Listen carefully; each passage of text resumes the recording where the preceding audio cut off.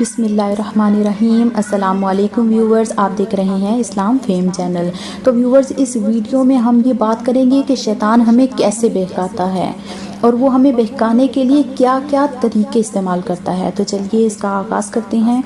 तो व्यूवर्स, हम सब ये जानते हैं कि शैतान हमारा सबसे बड़ा और खुला दुश्मन है और वो हर पल इसी कोशिश में होता है कि हमें वो सही रास्ते से भटका सके, हमें बहका सके। और उसकी सबसे बड़ी चाल ये है कि वो हर एक को उसी के तरीके से गुमराह करता है। यानी आलिम को इल्म के रास्ते से गुमराह करेगा और आबिद को इबादत के रास्ते से ही वो गुमराह करता है।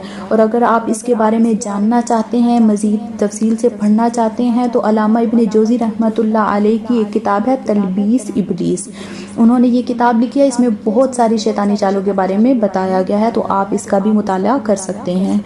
तो हम यहाँ पर शैतान की चालों के बारे में बात कर रहे थे। अब हम यहाँ पर इख्तिसार के साथ कुछ चालों का, शैतान की कुछ चालों का जिक्र करेंगे कि वो किस किस तरीके से नेक लोगों को बहकाता है, क्योंकि इससे आपको मालूम हो जाएगा कि शैतान किस कदर खूबसूरती के साथ हमें बहकाता है कि उसके बहकाने का हमें अंदाज़ा भी नहीं होता। तो हम इसका जिक्र करते हैं। तो उनमें से पहला तरीका तो ये है कि मुसलमानों के दरमियान वो बदगुमानी को बढ़ा देता है, जैसा कि हदीस से भी हमें मालूम होता है। और ये हदीस आपके सामने जो शो हो रही है, अगर आप इसको पढ़ना चाहते हैं तो आप इस वीडियो को पॉज करके पढ़ सकते हैं, क्योंकि अगर मैं एक एक हदीस को पढ़ के सुनाऊंगी तो वीडियो बहुत ही ज़्यादा लंबी हो जाएगी। तो व्यूवर्स, शैतान का दूसरा तरीका यह है कि वो हमारे नज़दीक दीन के किसी एक शोबा या हुक्म को बाकी दूसरों के मुकाबले में, यानी दूसरे हुक्म के मुकाबले में बहुत ही ज़्यादा अहम बना देता है।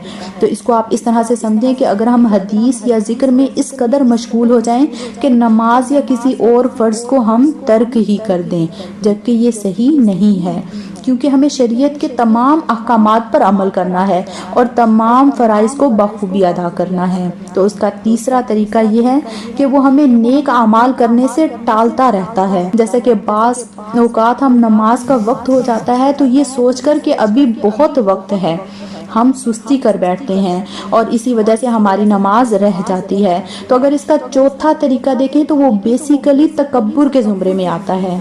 वो ये कि शैतान इंसान को ये एहसास दिलाता है, उसके दिल में ये बात डाल देता है कि उसने बहुत से नेक काम कर लिए हैं, जैसे कि वो नमाजी है, वो रोज़ेदार है, उसने नेक कामों में बहुत ही ज़्यादा हिस्सा ले लिया है, वगैरह वगैरह। क्योंकि ये सोचकर इंसान मज़ीद नेक अमाल नहीं कर पाता, वो उसमें सुस्ती इख्तियार कर जाता है और ऑटोमेटिकली ही जब वो इंसान ऐसा सोचेगा तो वो सुस्ती का शिकार हो जाएगा कि उसने बहुत ही ज़्यादा नेक काम कर लिए हैं, तो अब मज़ीद इसकी ज़्यादा ज़रूरत नहीं है।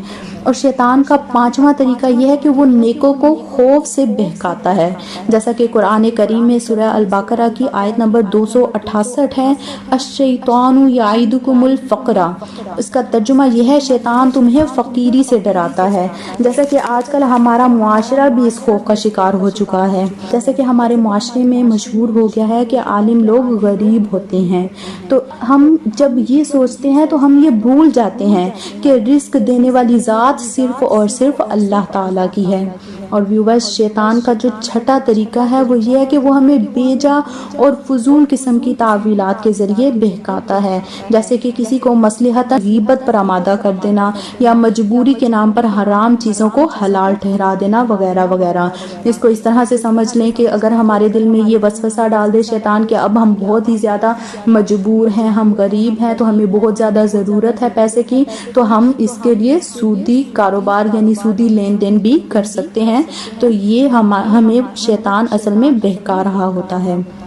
तो व्यूवर्स, ये रहे शैतान के बहकाने के कुछ तरीके, और इनको बयान करने का मकसद ये है कि अगर हमें ये तरीके मालूम हो जाएं तो हम इनसे बचने की पूरी कोशिश करेंगे।